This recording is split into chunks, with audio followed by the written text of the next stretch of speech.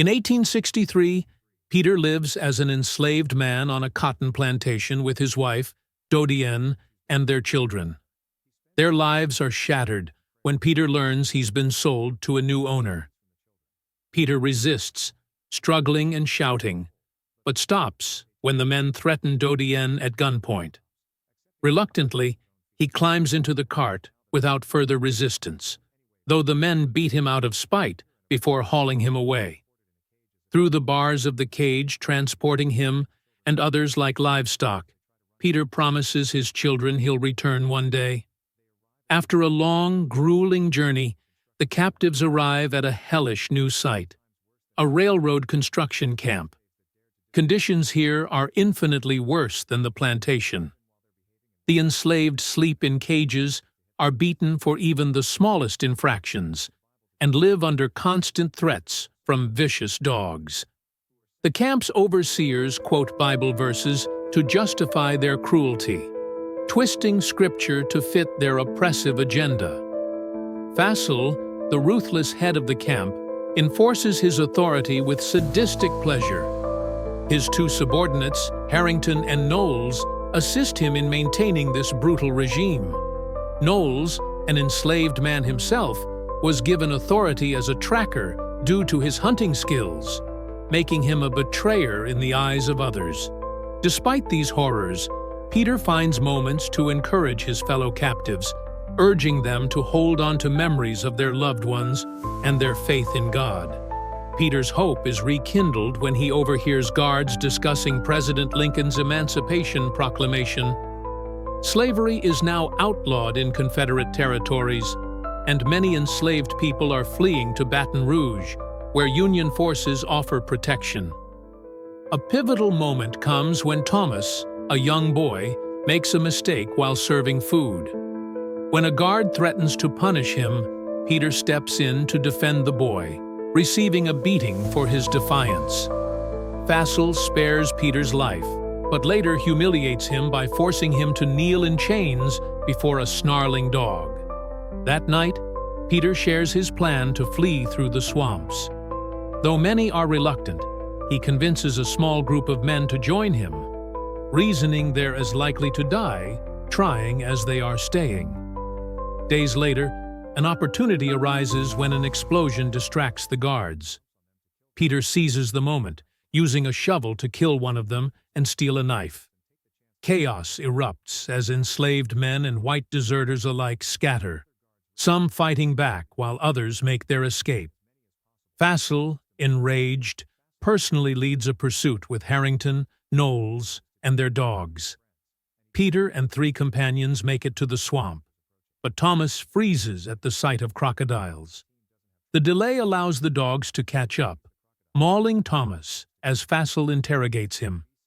In terror, Thomas reveals their destination, Baton Rouge, before Fassel shoots him and lets the crocodiles devour his body. Peter, John, and Gordon press forward, but disagreements arise. John, emboldened by a stolen gun, refuses to follow Peter's cautious path and takes the open trails instead. Peter believes they'll be harder to track if they split up and advises Gordon to follow his own route. Alone, Peter continues through the swamp, evading dangers while treating a bullet wound on his leg with a makeshift tourniquet. Peter's trek through the swamp is grueling.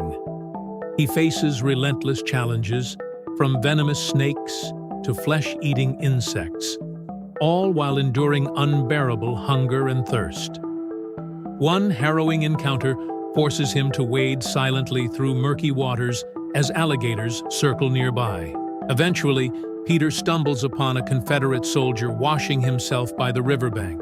Peter's resourcefulness and determination allow him to stay ahead of the trackers, but his wounds worsen and his strength wanes.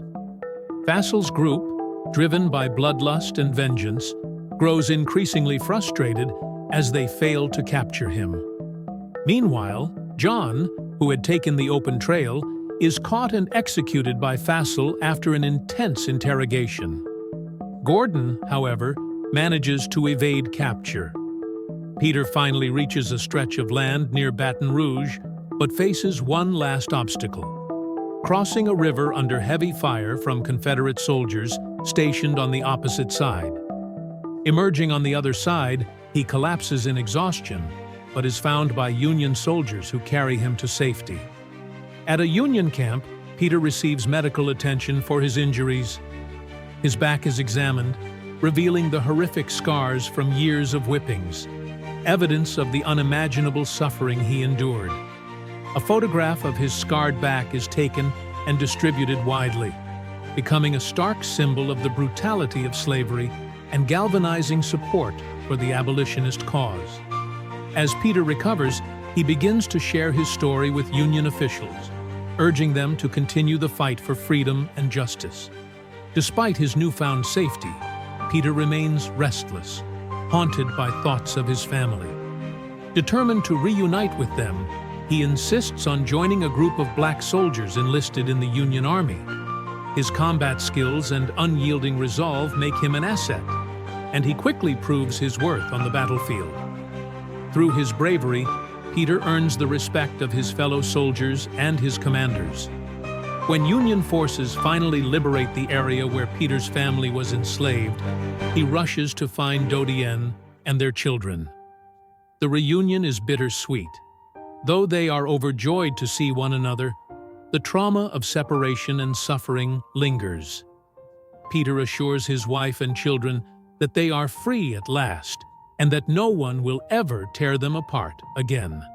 Together, they join a growing community of freedmen, working to rebuild their lives and support others in their journey to freedom. If you enjoy it, click and subscribe and watch the next video.